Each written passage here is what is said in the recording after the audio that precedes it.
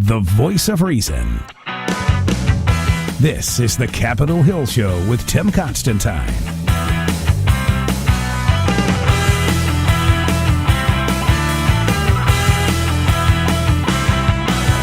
Good afternoon, everybody. Hi, it's Tim Constantine with you on the Capitol Hill Show, joined today by our good friend from the National Center for Public Policy Research, Horace Cooper. Hi, Horace. Good afternoon. Thanks for having me on today.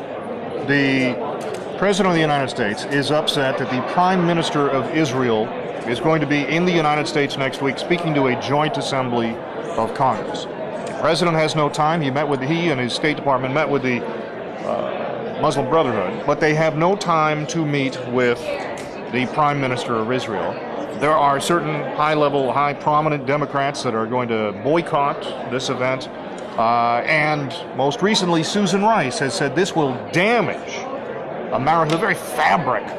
I love that phrase. Being an old textiles guy, I love that phrase. It will damage the fabric of the American-Israeli relationship.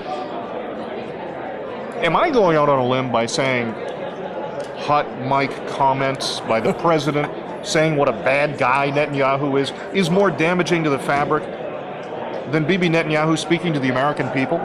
Well, first, if Bibi Netanyahu set up a YouTube account and brought some Fruit Loops and some other cereal and agreed to get in a bowl or bucket, I bet you he could probably get on the president's schedule. He has time for that. I would pay for that. Secondly, it's not Netanyahu and his administration who have their allies coming to America and supporting campaign efforts against the incumbent administration or against the incumbent party. It's the exact opposite. It's also true that it was accepted when phrases like chicken blank were attributed to high-level chicken salad administration officials about Netanyahu, that was not disavowed, not apologized over.